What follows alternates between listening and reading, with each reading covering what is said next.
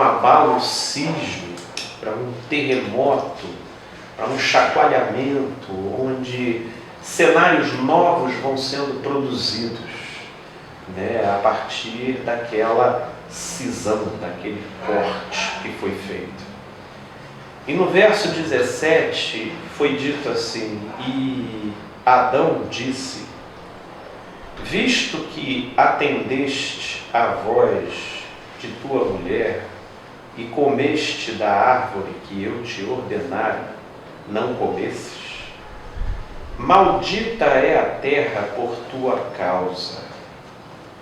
Em fadiga obterás dela o sustento durante os dias de tua vida. Ela, a terra, produzirá também cardos e abrolhos, e tu comerás a erva do campo. No suor do teu rosto comerá o teu pão, até que tornes a terra, pois dela foste formado, porque tu és pó, e ao pó retornarás.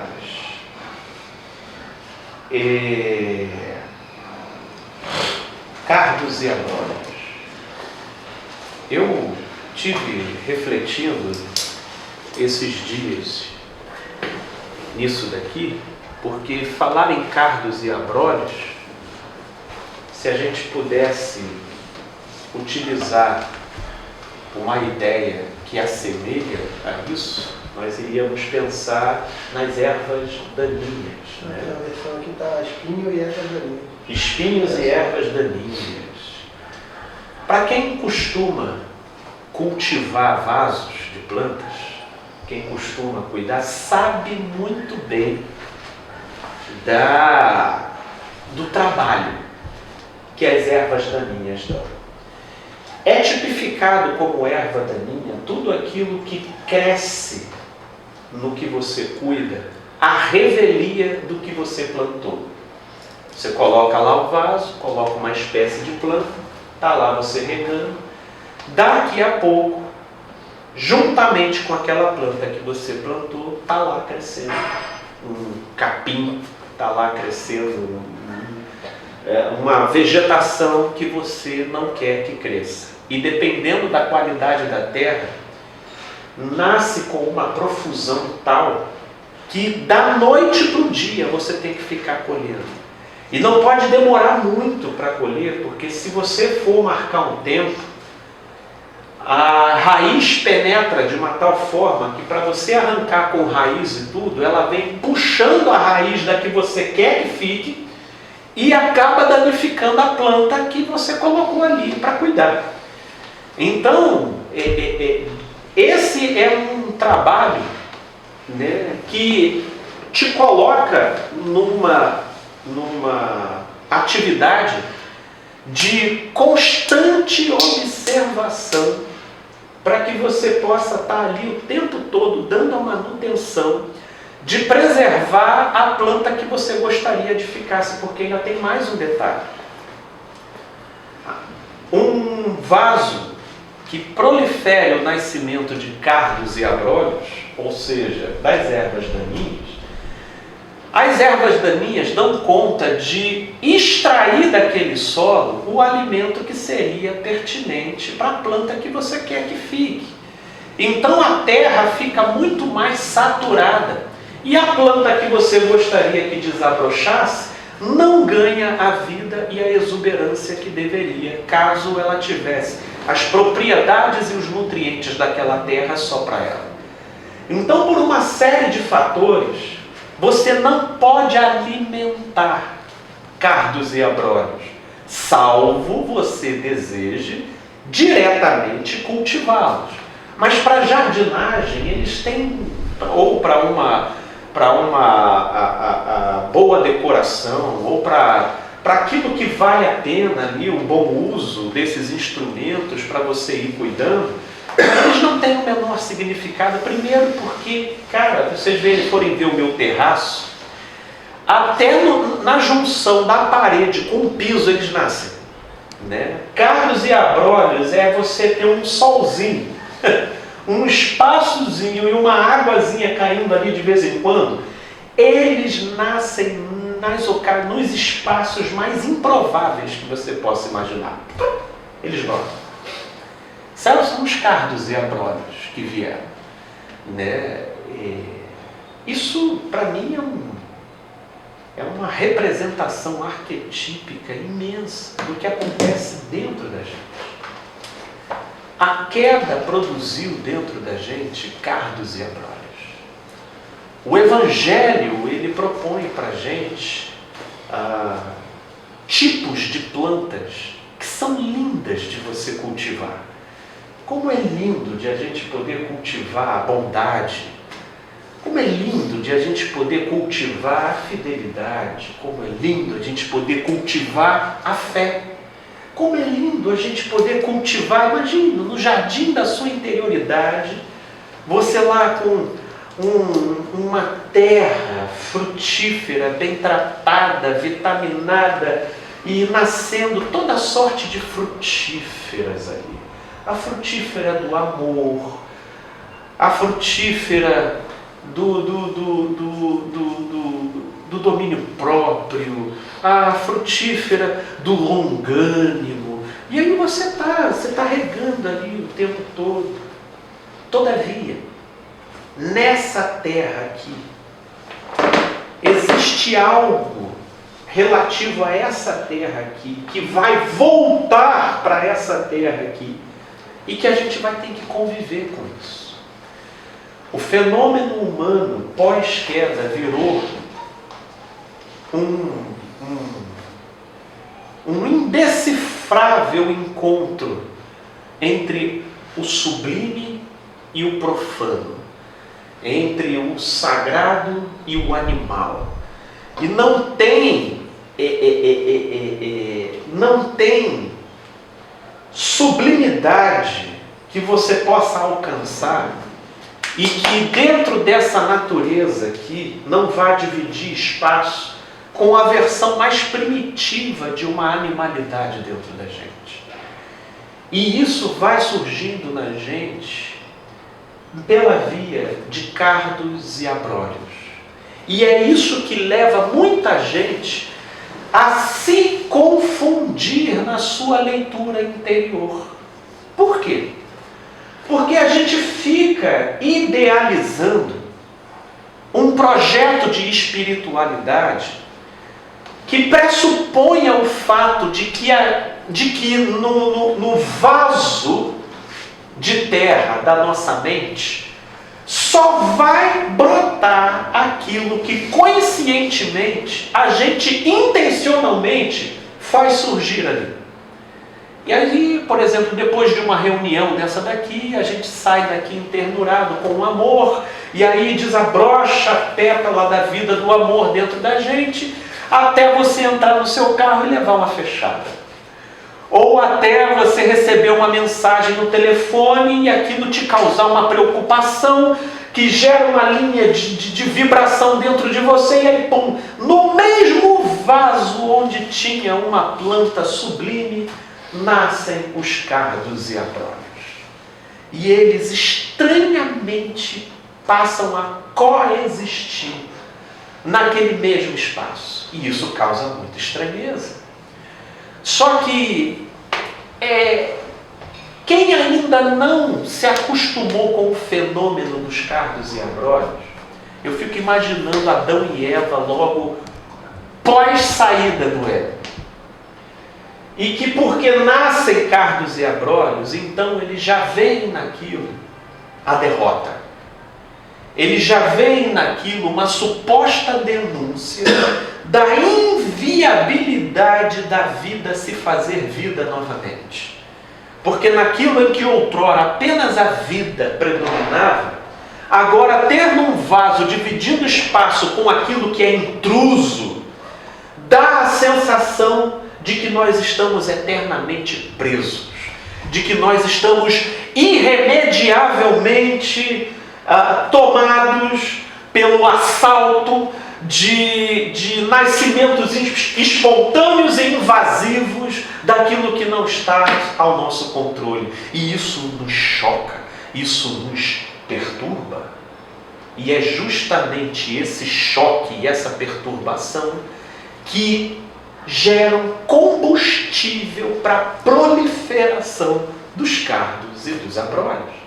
Porque é como uma pessoa que, não acostumada com jardinagem, passasse um tempo sem cuidar do vaso, chegasse lá e olhasse que as ervas daninhas se tornaram tão mais maiores e exuberantes do que a planta que ele plantou, e ele desiste do vaso.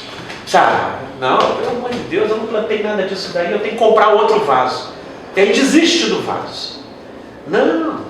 Agora que também deixou crescer daquela forma, você tem que fazer um tratamento diferenciado. Você não pode sair puxando tudo, porque senão você vai acabar lá na colheita do joio e do trigo, vai puxar o que não deve, entendeu? Aí, se deixou a coisa crescer junto, você tem que ter uma postura diferenciada, tem que primeiro cortar o que não é, procurar ver ali, escavar direitinho, tentar tirar até o que vale e passar para um outro vaso, que aí sim você desmantela aquele. Tem toda uma estratégia que não é uma coisa que você resolve da noite para o dia.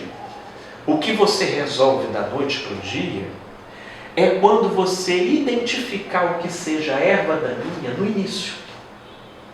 Pum, nasceu, você tira. Pum, nasceu, você tira. Pum, nasceu, você tira. Pum, nasceu, você tira. Mas para você se deparar nesse panorama, para você chegar nesse ponto de cuidado onde nasceu, você tira, com esse nível de objetividade não emocionalizada, você precisa admitir que o jogo é assim. Você precisa aceitar que é assim que a coisa funciona.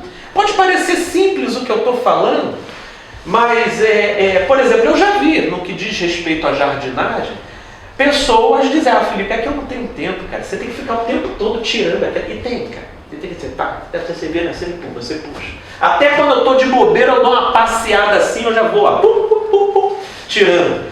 Algumas até não dá tempo, eu já estou com uma lá que o capim já está para fora. Aí vai criar um capim, óbvio. Isso, aí você já passa a criar um capim. Tem uns que você perde, né? Porque agora eu já estou com tanto vaso, entendeu? Tem uns que agora já foi, esse daqui não deu a devida atenção, foi no momento de mudança, né? Mudando para lá e para cá. Eu mal dava só para molhar, o que dirá ficar tirando as coisas ali. Aí agora está lá, cheio de capim lá, agora foi. Agora, do lado de dentro, se você aceitar o que é assim, você aceita que é assim. Ah, agora entendi. Isso não acontece comigo porque eu sou um esquisito, porque eu sou um ser à parte, porque... Não, isso acontece com todo mundo. Aflições iguais a essa se cumprem nos vossos irmãos espalhados pela terra, já dizia o apóstolo Pedro. Então, você entender que vai nascer no vaso da sua mente os pensamentos, os sentimentos mais descontextualizados, intrusivos, inconvenientes que você possa imaginar. Agora, você quer dar raiz e vitamina para o cardos e abrolhos? É você ficar chocado com isso. É você ficar grilado com isso. É você começar a entrar num processo neurótico, porque o que é a neurose? Senão a luta do eu com o inelutável. É quando o eu parte para lutar contra aquilo que ele lutando a coisa fica pior, é que se estabelece a neurose. A neurose, por exemplo, certos temas neuróticos. Porque pelos princípios que a gente vai formando na consciência e as idealizações que a gente vai projetando sobre nós mesmos e a realidade é tão grande, que quando certos conteúdos brotam como cardos e abrolhos na nossa mente, a gente fica encafifado com aquilo. E aí a gente já esquece a planta principal que estava no vaso e a gente começa a vitaminar com a nossa atenção só o cardo e o abrolho. aí o cardo e a brolha vai predominar no vaso, não tem nada. A vegetação na nossa consciência é a atenção. Tudo o que você foca expande. Só quando você aceita que o fenômeno funciona assim, é que você não precisa direcionar tanta atenção para aquilo. É só ver rancor. Nasce raiva, nasce tesão, nasce medo, nasce tudo aquilo. Nasce empolgação, nasce soberba, vai nascendo tudo. Você vai nascer. O tempo todo. Então, lidar com a nossa natureza caída é a formação de um compromisso de você constantemente estar passando em revista o seu vaso. Se seja por falta de tempo, ou seja por excesso de foco, se você já não se desconcentrou das plantas que são vidas e hiper se direcionou para os cardos e abrolhos dentro de você, dando conta de fazê-los ganhar um volume indevido do lado de dentro, de modo que depois, quando chegar a hora de você constatar a coisa, caramba, cadê a planta de amor que eu coloquei aqui, que eu já não estou nem conseguindo enxergar? Cadê a planta da paciência, a planta da benignidade? Meu Deus, já não estou nem vendo aqui dentro desse vaso. Tal é o volume que cresceu as ervas daninhas aqui. Não é em outra direção que entra a recomendação de Jesus em Lucas, quando ele diz, se alguém que... Veja se não é só uma colocação de princípio, que está extremamente articulada com o que a gente está falando. Quando Jesus disse, aquele que quiser vir após mim, negue-se a si mesmo, tome a sua cruz, dia após dia, e segue-me. Dia após dia. Né? Quem é jardineiro conhece essa dinâmica e sabe que isso não é exagero. A quantidade, principalmente quando chega o dia da rega, tu passa o dia da rega, tu vai no dia seguinte. Está acontecendo uma rega aqui agora, na mente da gente.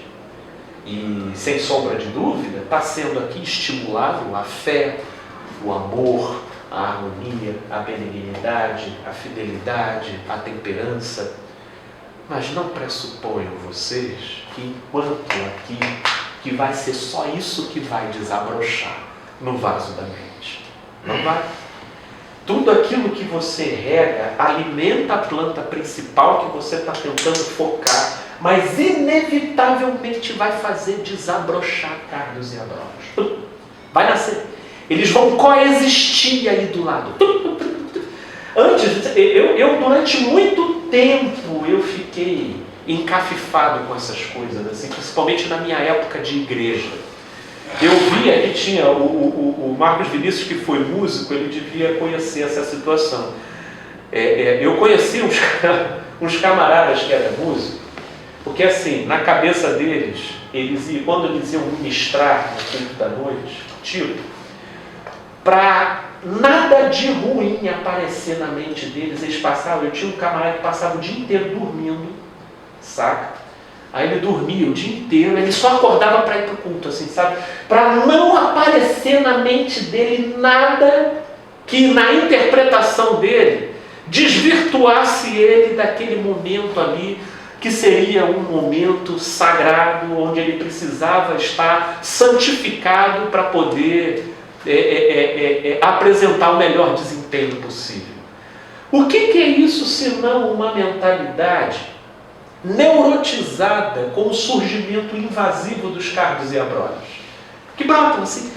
Só que a gente às vezes quer ter essa pretensão, sabe, de que a gente consegue produzir na gente uma versão completamente única, ausente de ambivalência, sabe, total, sem ambivalência, assim, do momento santo, sabe,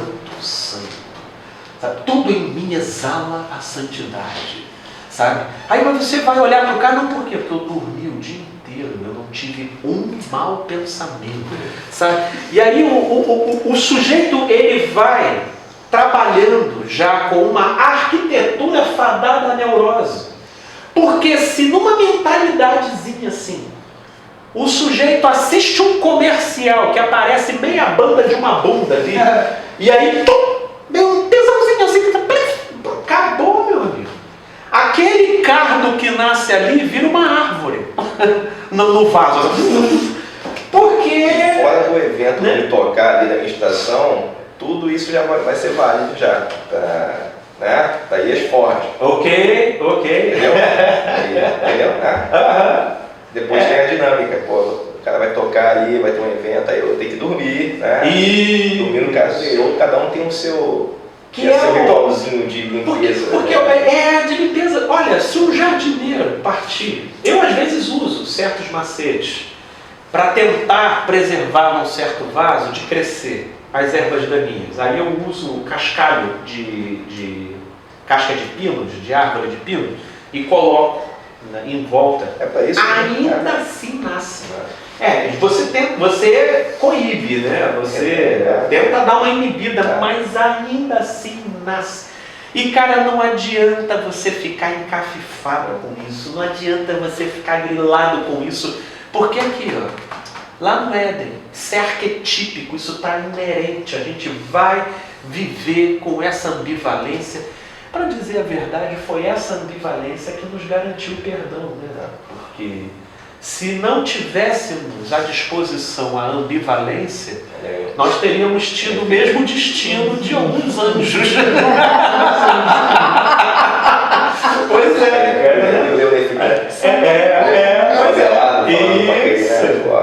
Isso. Ali, meu irmão. Então a ambivalência, a gente está aqui olhando como se isso fosse uma pedra nos rins, mas não, a ambivalência foi... Eu me glorio na minha ambivalência. Agora nós somos convidados a saber lidar com ela. E saber lidar com ela não é viver se neurotizando com ela. Porque se você se neurotizar, aquilo que às vezes desabrocha como um broto, vira um arbusto da noite para o dia, porque ela fica vitaminada pela sua atenção naquilo. Que aí o sujeito fica, cara, eu pensei naquilo, né? Nossa, meu Deus do céu, como é que eu posso pensar naquilo? Nessa altura do campeonato da vida, eu pensei naquilo, nesse vaso nasce, desabrocha toda sorte de planta, a revelia da sua intenção consciente acerca do que você quer intencionalmente fazer crescer e cuidar ali na sua mente. Divide, então tudo é relativo. O primeiro passo é a gente aceitar essa relatividade. Aceitar. Por isso que todo bom jardineiro é aquele que, para quem esse tipo de trabalho já virou um hábito. Um hábito, né? Não se queixa disso, né? O cara não se queixa. Não se queixa, é ossos do ofício. Fosse uma coisa...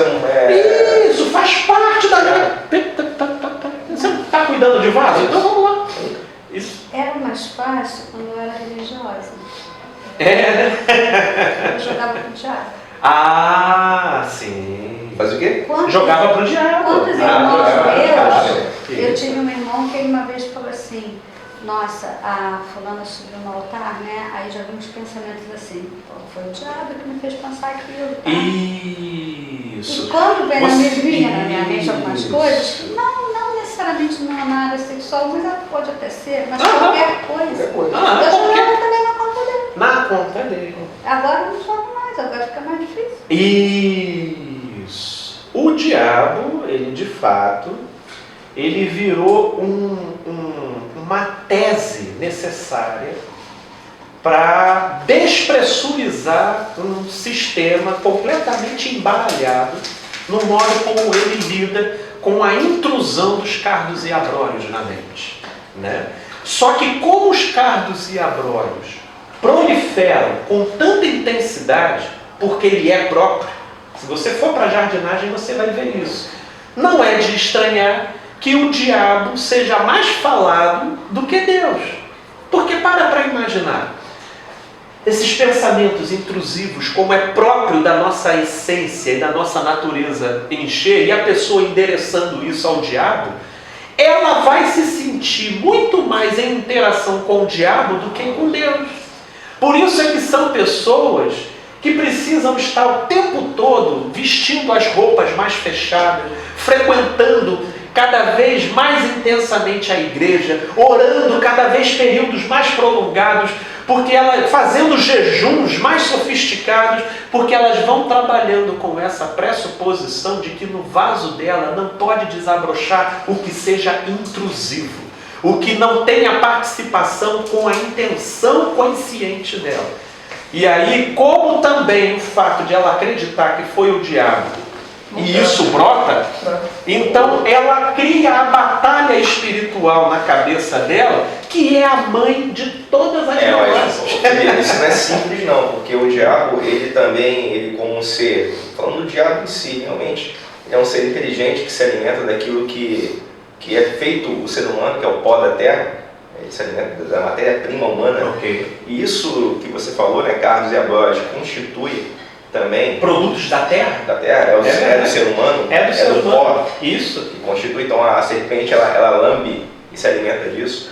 Ele vira um validador dessa neurose humana. Em que sentido? Para potencializar isso. Eu passo fim de semana jejuando, vou pro monte, e quando eu vejo um endemoniado, ele começa a se torcer ali e começa a falar coisas tipo: você é o cara, só você me expulsa, entendeu? E eu me envaideço. Realmente eu atribuo a expulsão daquele demônio, daquele exorcismo, ao meu ascetismo anterior ali. Então, se foi o diabo que falou, então, ali é verdade, então? Ou ele não me alimentou? Né? Não alimentou um esquema mental neurótico. Esse tipo de demônio só se manifestam com esse tipo de pessoas. E isso fortalece esse hábito dela fazer essas limpezas, né? Dormir, passar o dia dormindo para não pensar besteira, passar um tempo sem comer, ir a um determinado local, um monte, né? Ou frequentar uma vigília com essa intenção, não porque aquilo é legal, não, mas com essa intenção. E tem um reforço, né, do próprio diabo. É isso. Só que ele se dizendo ofendido. Ele vai falar que está sendo ofendido, para você realmente ter aquela confirmação que a tua neurose, ela não é neurose, na verdade é poder de Deus, é dedicação, é consagração, santificação. Ele só alimenta.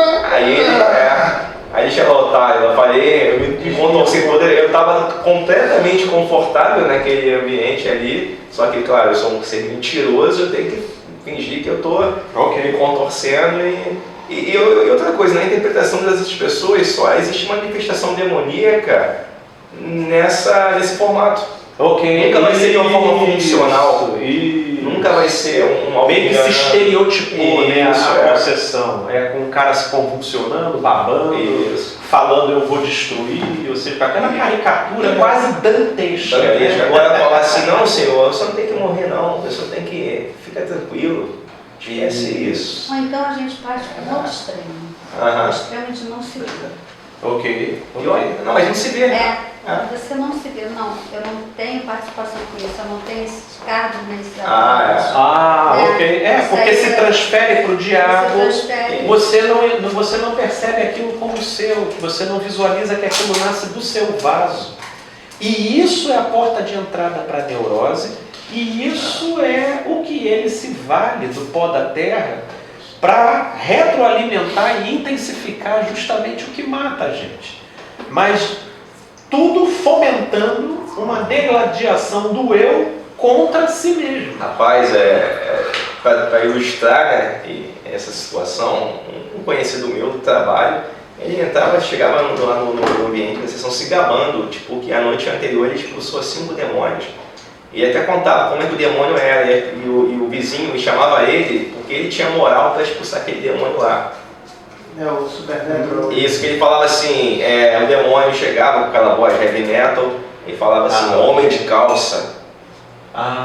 Que ele antes ali, ele não podia usar, a religião dele não podia usar bermuda. Então, peraí, vou botar minha calça. Perna de calça. Espera aí que eu vou botar minha calça. É perna de calça? Falava uma coisa do tipo assim, homem de calça, você tem autoridade. Os que vieram aqui antes de mim que ficam vendo mulher dos outros no Facebook, que ficam se masturbando, vendo pornografia, e falava as coisas que é inerente do Carlos Diabório, e ele em si, ele poderia ter feito isso. Claro que eu estou aqui confabulando.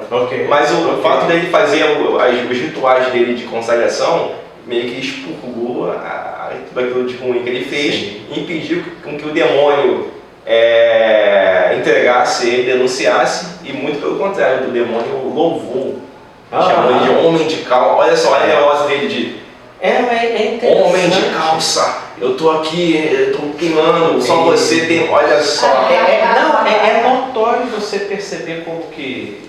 Eu também creio. E o cara se deu isso. Eu vim de uma igreja que durante muito tempo manteve a ferro e fogo a necessidade das mulheres usarem saia, né? E uma das justificativas que o pastor utilizava para sacramentar aquela doutrina como quase algo que te levasse para o céu, foi um endemoniado, uma mulher endemoniada, possivelmente estivesse mesmo, né? Mas que o demônio, sagazmente, querendo fomentar aquilo que não tem a ver com a vida, mas pelo modo como os homens entronizam, eles passam a coar mosquitos e engolir camelos. Porque para imaginar, qual a maior façanha do diabo se não te levar a se distrair com os cardos e abrolhos e esquecer da árvore da vida, né? da planta e da seiva, daquilo que realmente tem a ver com o sentido das coisas. Então ele leva a gente a coar mosquitos e a engolir camelos, ou seja, a inverter a prioridade e a importância das coisas. E aí, expulsando lá aquele demônio, tinha toda essa preocupação estética dentro da igreja, aí o demônio lá falou: eu ainda vou botar calça nas mulheres. Aí virou um compromisso doutrinário da igreja de manter as mulheres de saia para não supostamente fazer a vontade do capiroto que estava lá com vontade de fazer. Então eles dão umas cartadas assim, que eles dão umas cartadas que depois que você amadurece, eu falo assim, eu tenho que assumir, estou assumindo aqui, eu já bati palma para isso, velho. Eu já bati palma para isso e eu já disse, cara, se tem uma missão minha na minha vida, é trabalhar para mulher nenhuma botar calça. Olha que interessante. Imagina, assim, o evangelho te comissionar para esse tipo de objetivo. O evangelho sem calça, né? Aí hoje você olha, você ri, mas isso que o Marcos Vinícius está falando, hoje é um discernimento que eu tenho. De ver, olha como é que esse sujeito aí deve ter saído com uma empáfia que mal a alma dele cabia dentro do corpo, né? O que Jung chamava de inflação do ego, né? Mais um pouco ali, cheio de presunção, cheio de arrogância, e é um sujeito que mal suportaria uma depressão se ela acontece, né? Então, existe muito engano daquilo que esses espíritos, dependendo do modo como você se encafifa com os cardos e abrolhos, eles vão fomentando essa relação de inimizade do eu com a sua própria alma, com o seu próprio vaso, com a sua própria terra, te colocando nesse estado de constante beligerância de você consigo mesmo. Né? E que muitos atenuam pela via de endereçar a autoria para o diabo. Mas aí, endereçando a autoria para o diabo, qual é o efeito colateral?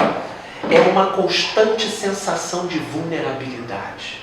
Que aí você não pode orar alto, aí você não pode falar certas coisas, porque aí a vida vira uma paranoia. O diabo está ali, o diabo está aqui, o diabo está ali, o diabo está aqui. Porque se coisas tão íntimas que se disparam dentro de você é o diabo, a gente se sente muito vulnerável, né? A gente fica com uma sensação de vulnerabilidade muito grande, né?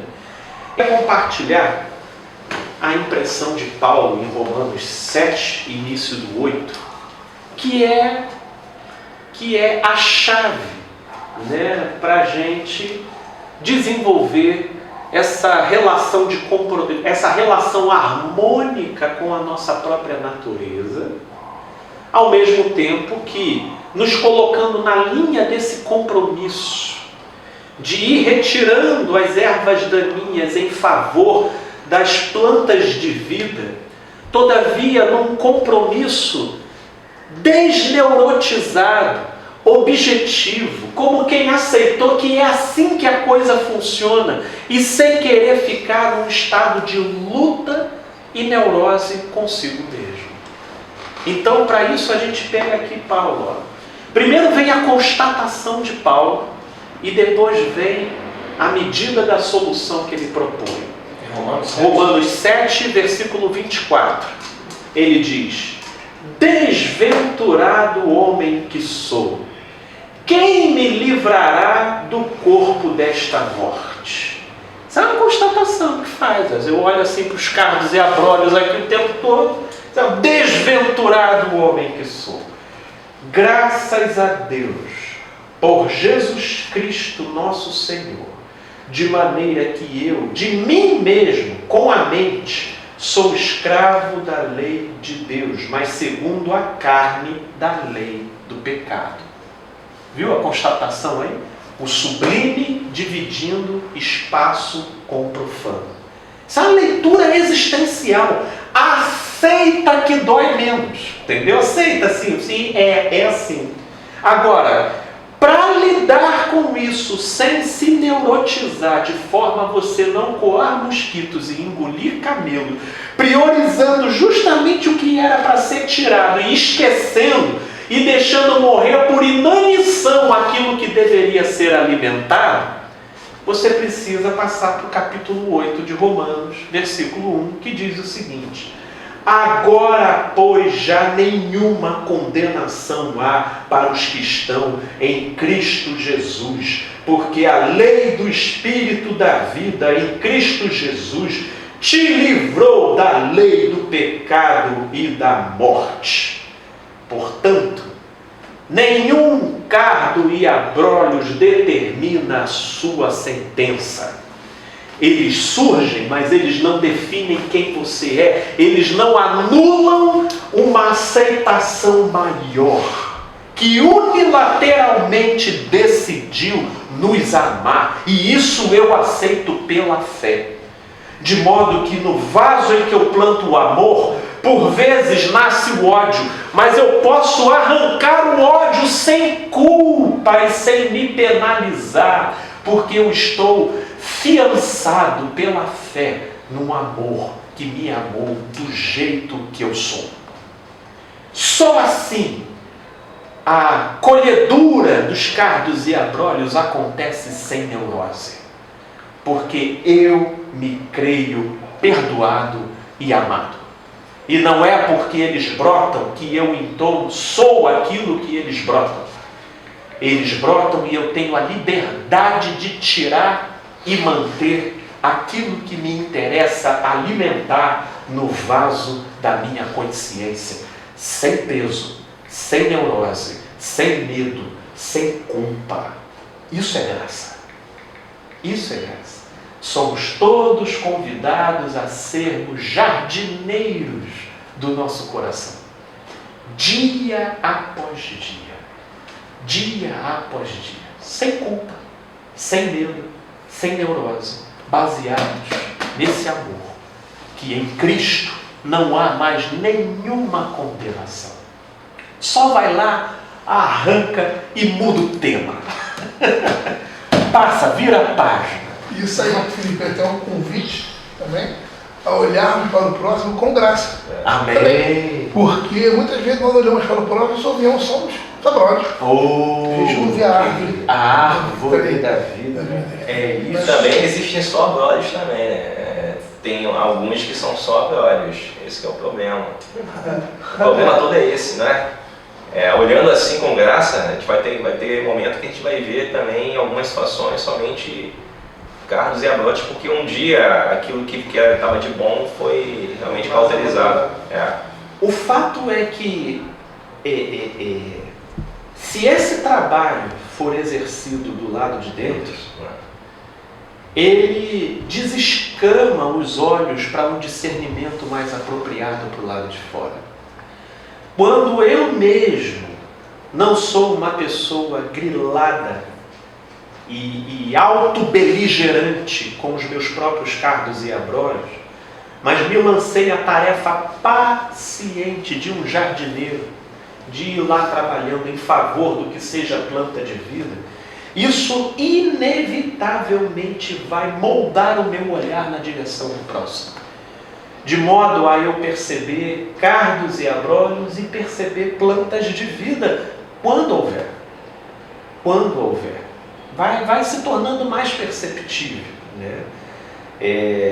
O fato é que, até pelo que eu entendi do que o Marcão colocou, é que como estávamos colocando essa fé numa misericórdia que abraça a nossa condição, independente do que dali brote, de fato, não tem como você não abraçar essa confiança em você e aplicá-la nessa jardinagem diária na terra da sua consciência, e isso não se refletir como uma predisposição misericordiosa para com a condição de todos os demais. Embora essa predisposição misericordiosa não venha tipificar passividade, né? E nem pode, porque na verdade essa é uma linha artesanal que ela vai se formar no caso a caso de com quem você se relaciona, né? É muito difícil você desenvolver um manual prévio do como isso vai funcionar aqui e acolá, mas isso são linhas que a gente vai desenvolvendo. E que talvez até por se o Marcão ter puxado esse ponto, é que por vezes ele percebe que os cardos que brotam nele levam ele a não ver plantas de vida em outros vasos, né? E aí, cortando aquele, você opa, olha, tem um antúrio ali bonito, você já viu um antúrio? Antúrio é uma planta maravilhosa, eu gosto bastante, entendeu? Tem um antúrio ali, e é nesse movimento que vai agora. Tem outros também que brotam tantos cardos e abrolhos que não permite ele ver os cardos e abrolhos das outras plantas, porque tão carente de uma planta de vida dentro de si, ele começa a ver chifre em cabeça de cavalo e cabeça em casca de ovo, né? Então, essa regulação ela tem que começar dentro da gente. E o olhar, ele vai começar a ser calibrado. Os argueiros, as traves. Os argueiros, as traves, eles vão ser calibrados. De modo que quando alguém vê só a cardo e abrolho ali, ele se vê, ele pensa assim, caramba, aquilo ali sou eu. Se eu não tirar diariamente os meus cardos e abrolhos, aquilo ali sou eu, num estado avançado de que não cuidou diariamente daquilo. De que não cuidou isso. E esse é um olhar misericordioso para quem só é cardo e abrolho, visivelmente. É isso. Então não é aquele olhar, só não, é assim, poxa, aquilo ali sou eu. Se eu diariamente não fizer essa consciência, essa jardinagem, eu vou estar igualzinho aquele ali. E que porque você faz, inclusive, isso já não te leva a se chocar com certas pessoas em certos caminhos, porque no fundo você, esse potencial que o sujeito levou, a enésima potência, me habita. Me habita, nasce em mim. O negócio é que eu vou lá, eu fico arrancando lá o tempo todo. Mas que nasce em mim, a potência daquilo está ali. Então você vai ver, são esses desdobramentos que vão te levando a um olhar diferenciado para fora também. Com graça, sem sombra de dúvida. Sem sombra de dúvida. É isso, minha gente. Vamos orar então? Vamos? Isso, me amigo.